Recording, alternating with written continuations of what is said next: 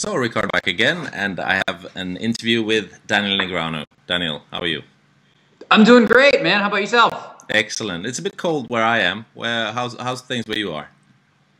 Nice, beautiful, sunny day. It's starting to be golf weather again in Las Vegas. You know, I haven't been golfing much, but I think it looks like a perfect time. The weather's been great. All right. So you spend most of your time in Vegas now, or do you go to Toronto some as well?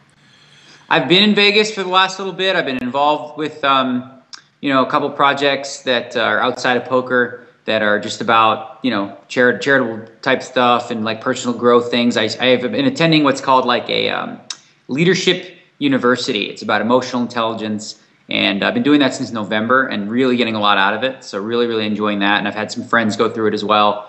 And so I've been really like sort of focused on that. That ends the end of this month, and then it will be 180% full throttle. Get back to the grind and kick some butt and win some tournaments. Excellent. Is that mainly for personal development, or is it like, do you have some other goal for it?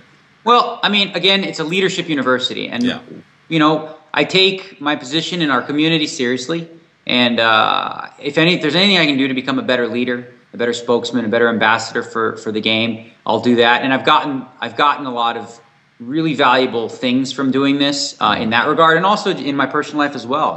Really sort of connecting with why I do the things I do, and or actually why I did the things I did, because I'm really at peace with a lot of things and really looking forward to what I've got goals set for myself, which is poker goals and also life goals. Yeah, but it seems like you've been involved with quite a few things lately outside poker. I mean, there was this Matchmaker Millionaire came out a few weeks ago or a month ago or something. How was that?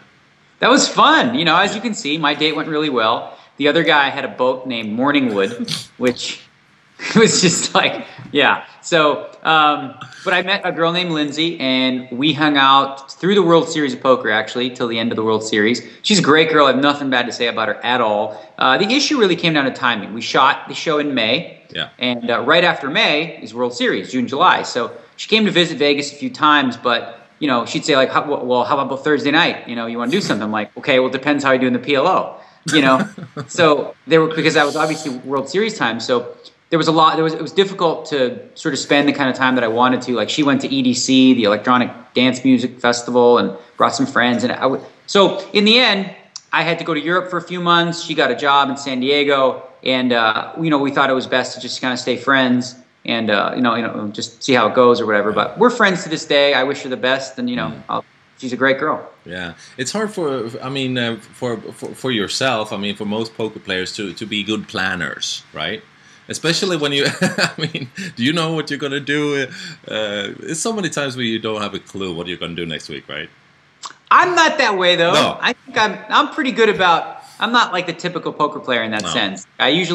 What I've actually been doing since, actually part of what I've learned at leadership is like, I plan out my day and I plan out even my week. I sort of plan out what I'm going to do during the week, and, whether it's workout goals, which I've been doing, or other things, I sort of have a plan for what I'm going to do. So I know what it looks like for the week ahead, and I wouldn't say I fit into that category, even before. Yeah. No, I have to say, I watched the episode, and I was a little bit worried, you could have looked really bad on a show like that, but you did good, you have to say. You don't trust me, buddy? After all the time you know each other, trust me? I was positively surprised. You did really well for being in a show like that. That was cool, I think. Well, one of the things that I think, people when they watch that show, they see people who often come off as train wrecks, right? Yeah. And they just look terrible. Because I watched the show, and I've watched every one. I did my homework like you're supposed to. And I've been involved in TV, reality TV, if you will, for a long time. And I know one thing. Anything you say or do, they're going to use it. Yeah. And they're going to paint that picture. So, I'm self-aware in those environments where I knew, And also, I really liked Lindsay, and I enjoyed the process.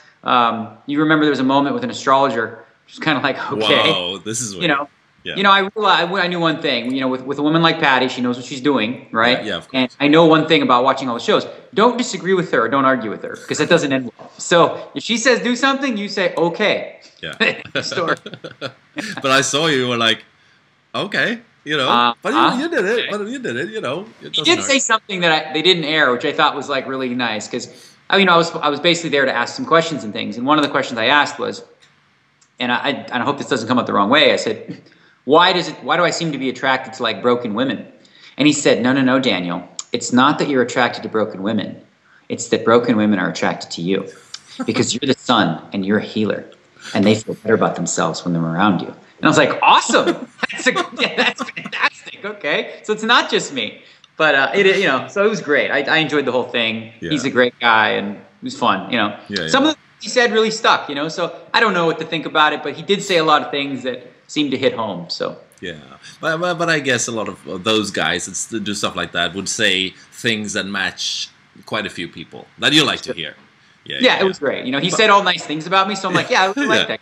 Yeah, he knows what he's talking about. Yeah, if he would have said a bunch of bad things, I'd be like, yeah, that was a bunch of. He's just whatever. But when he says all the right things, I'm like, yeah, this astrology's right on. Yeah, man, this is so good. I'm going to go into this. Right? I'm pretty skeptical usually about stuff like that. I guess you are too. So not that much poker. Haven't been that much poker, right? I haven't been playing a lot of poker, but I've been actually studying a lot. I've been watching on PokerStars.tv. They have and also your site as well. You have all the videos, from all the poker shows that they've ever had. So I've been watching a lot of EPTs, high rollers, super high rollers, specifically because, there's a lot of great players in those. And just watching a lot of the EPTs. And some of them are for entertainment, but a lot of the time it's homework that I'm doing on some of my opponents and trying to figure out their tendencies. Because I'm really looking forward to, once I complete and I graduate from this program, to dedicating 100% of my time to playing every tournament the best I can, and really just I'm looking forward for a really big World Series. I know it's not till the first little part of it is in April, and then the rest in the summer. But I feel amazingly connected to what's made me successful and what made me successful in 2004 and 2005. And one of the things that made me successful, and a lot of people used to talk about this, is my connection with people. And the more connected you are with people, there's a benefit of that, is you're just a happier person, but also you can read them a lot better too. I've noticed that in the last couple tournaments I played, I've been trusting my gut and seeing things that I wasn't necessarily seeing as clearly for quite some time.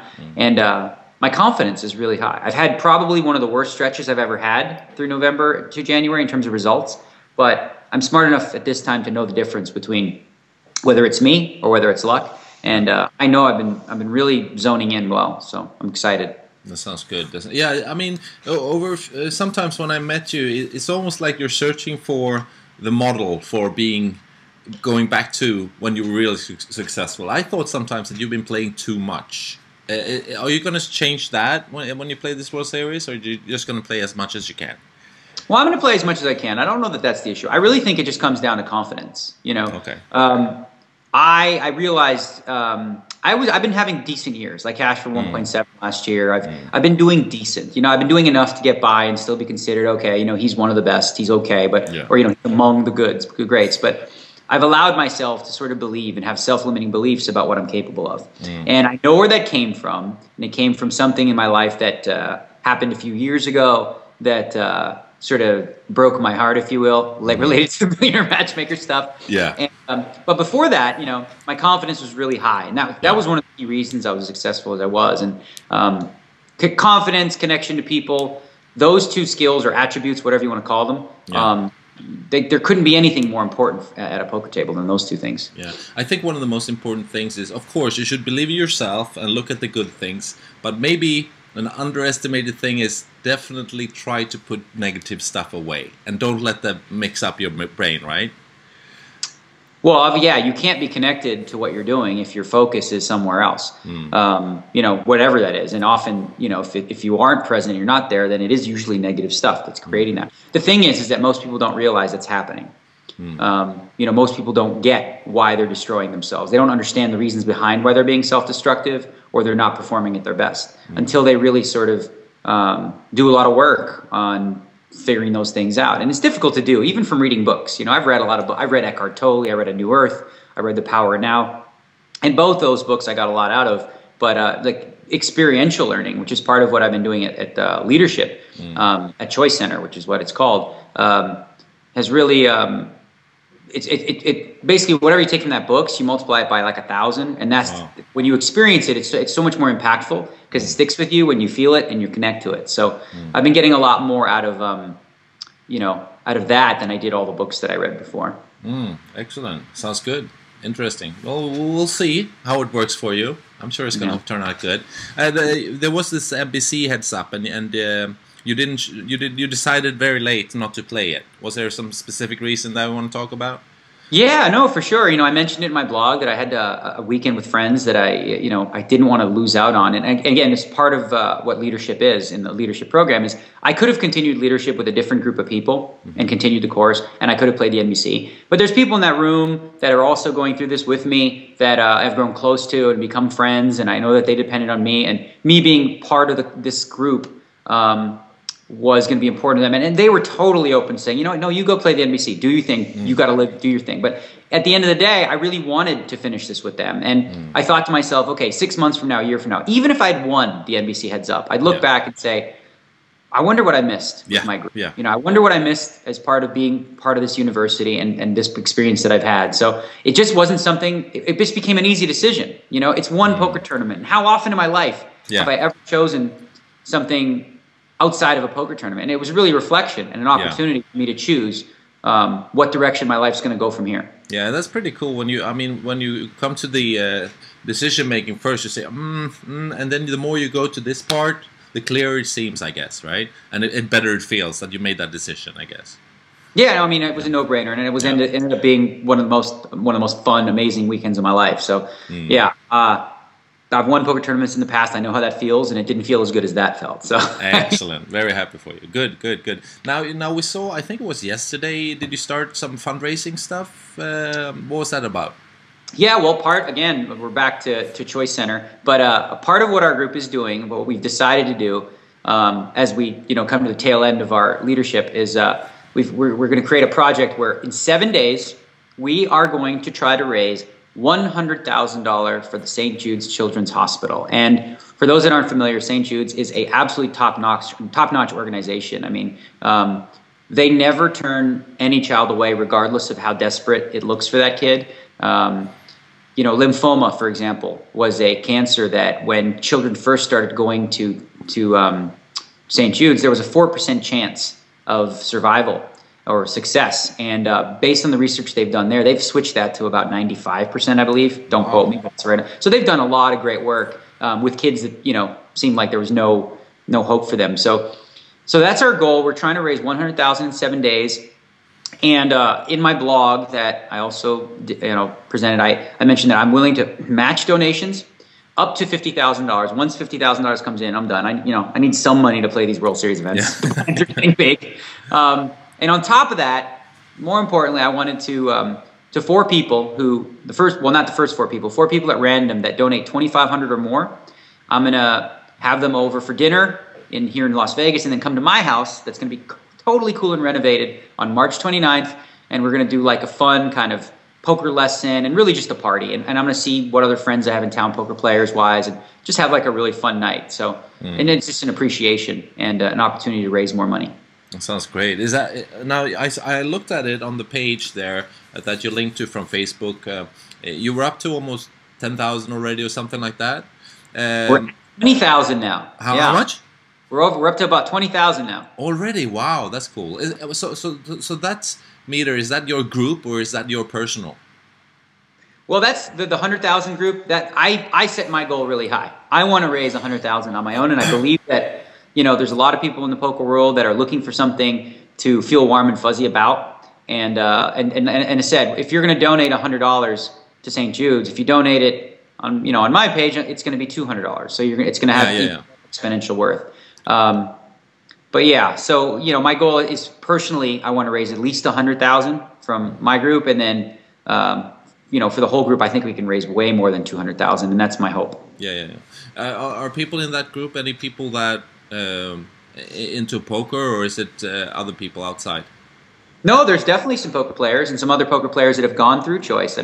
One in particular that's gone through it is a guy named Antonio Esfandiari, who he graduated from Choice Center, and when he graduated from Choice Center, he happened to win the one drop, a couple bracelets, and make a final table here and there at the WPT, and he's really sort of so from that perspective, and again, you can't say specifically that it was because of Choice Center, no. But it was interesting that his success seemed to really skyrocket after he was at a place I think before where he just didn't really know what he wanted to do with poker, and he's been so much more motivated, and his results are really showing. So he's one person in my class.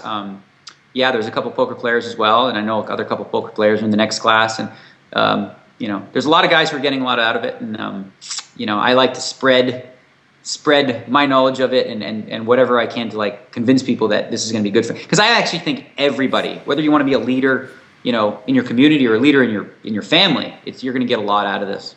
Even a leader over yourself. Well, most importantly, right? Yeah, of course. You can't beat anybody else. No, of course. So what are the plans? What are the next poker-wise? Where are you going next playing poker the next month? Right. Well, like I said, my leadership ends at the end of February, and then March I'm going to head to WPT Bay 101 Lucky Chances event because. Or is it Lucky Chances? Yeah, it is Lucky Chances, right? No, Bay 101 Shooting Stars. Shooting Stars. Yeah, Lucky Chances, right? Yeah. How do I not know this? It's Bay 101 Shooting Stars, an event I've always attended, except for 1 year. I missed it when I shot that cameo in X-Men. But it's an important event to support. The fans out there, they come with like these books full of like autographs, and they want things signed. And there's history there because even before poker was big on TV, Marco, who passed away and was the owner, his son has continued the legacy of bringing out pros to play the event. So we always want to show support for that one. After that, I got EPT London. There's a couple big events that will be announced soon surrounding that. That'll be fun. And then I'm going to play the Premier League. Right. Yeah, which is a fun event too because I like the point system stuff. It's cool. So is that sort of attached in time to the EPT London, and you're going to stay around Europe over that? Sure. I'm actually going to be in London from, I guess, about March 8th or 9th to the 24th. So solid 3 weeks, and I love London. Yeah. For me, as being a vegan, there's plenty of food options. Yeah, I know. So totally set there. Yeah, I'm excited to go. Yeah. London is always a great town. I'm probably going to come there. I don't know what dates, but I'm going to be there some of the time anyway. Yeah, Premier League. Have you have you played that before, right? Oh yeah. I played it once. I came in 4th, and it was interesting because I started off terribly. I had like 0 points and 1 point in the first two matches. Like, oh, but I ended up qualifying. I was in the qualifier where I had to play 2 heads-up matches. I had to play JC Tran, and I had to beat him, and then I had to play Phil Hellmuth, and I had to beat him, and I beat them both to get in to the final table, and then was able to come 4th. So yeah, I'm excited to get my second crack at it. Yeah, of course. Yeah, I really like that concept. I mean, Hellmuth and Mike Madusov ended up heads up in that NBC. What do you think about that? Do you like that? I think it's so amazing because if you look at like, you know, you talk about poker 2004, 2005, those are 2 names that everybody knows. Yeah. You know, and so when people tune into NBC, they're going to be a lot more glued to the TV because of that fact, I think. So I'm excited to see what the ratings look like and how the sort of banter went between them because these are guys that, you know, they're going to get into it, right? Yeah. I think it's fun. I think it's great for Mike. He's sort of been, you know, off the map a little bit poker-wise in terms of results. He hasn't played that many tournaments, but you know, to see him succeed and win like that is great. Yeah, excellent. Back to the party poker. The Premier League. Is that? Do you know the opponents you're gonna have there? I think Scott Seaver is open for it, right? Yeah, I'm not sure exactly who's all gonna be there yet. No. Okay, looking forward to see that. Do you know when they air that afterwards? I don't know. No. That guy. All right, excellent. Now then, I mean, is it the EPT final then in where do they put that? Monte Carlo, That's right? Monte Carlo. I've got.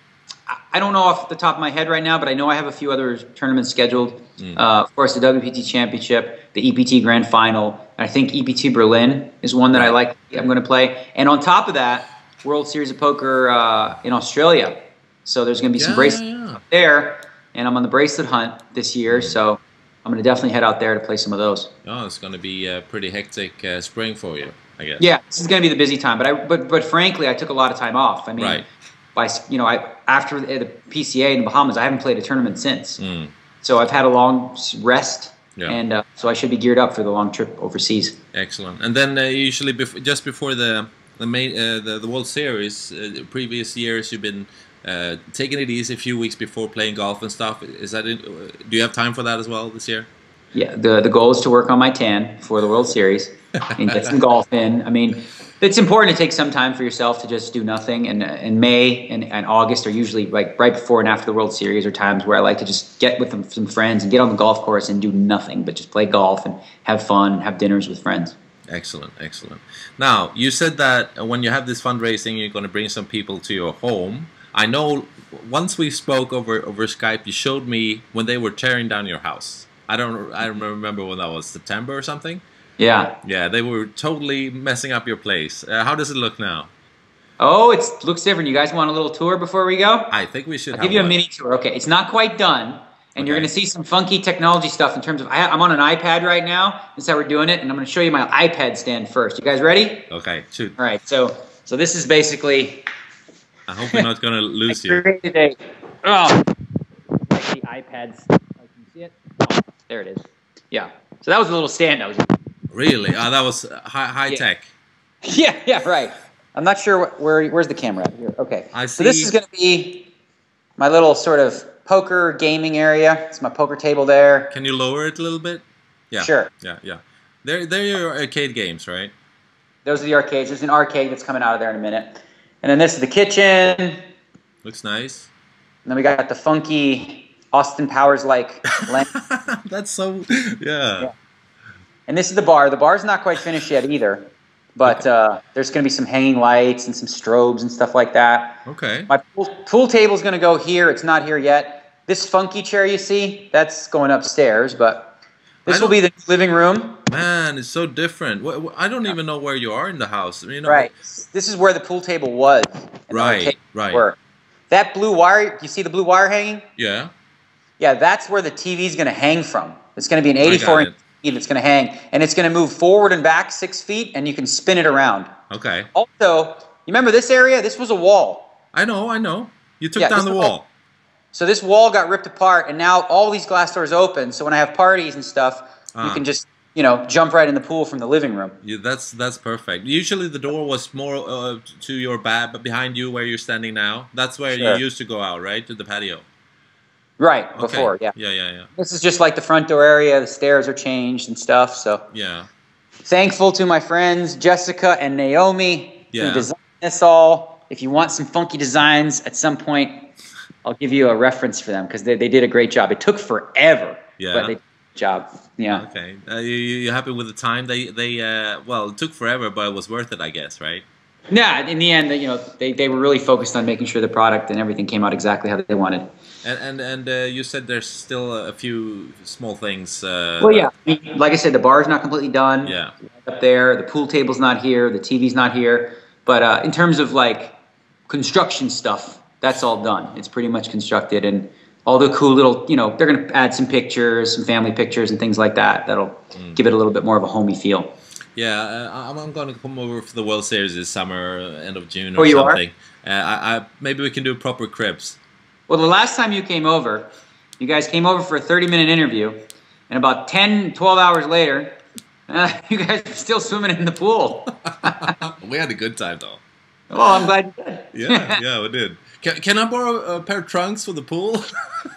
Yeah, you're like, okay, let's see if I get one. That was fun. Yeah, we'll do that again if you're not too busy. Yeah, good. Excellent to talk to you, Daniel, and good luck with this. We should do an update, or it would be nice to hear from you when this fundraising thing is done. Oh, for sure, yeah. We'll let you know how it goes and what we raised, and obviously I'll do that on my video blog as well. Of course. Thank everybody who's considering it. Honestly, like whether it's $5, $100, $1,000. I'm gonna read every one of the emails that you send. That you send me, and I'm gonna respond to them. And again, what I'd like you to do, and I said this in the video, is when you click donate now, is write me a little email and let me know how you felt the moment you clicked donate now, and let me know what inspired you. Don't tell me your whole life story. Let's try to keep it to 3 paragraphs tops. Yeah. And just know that I appreciate it, and I know the kids do, and that you're really doing a good thing. Yeah. Sounds good. So how do we find this? We find it on Facebook. I'm going to put the link. Sure. It's on. I tweeted out a link to it, and also on my video blog that I'm actually just about to release. There'll be a link at the bottom there too. But I tweeted out the link to my page last night on Saturday evening. So and I'll keep tweeting it. I'm gonna pound you guys with that this week. I'm gonna be in your face. Come on, give. Of course. So you're gonna be annoyed with me by the end of the week, and then we'll go back to normal. Excellent. Okay, Daniel. So we speak soon again. Good luck with that and everything else. All right, buddy. Thanks. Take care. All right, bud.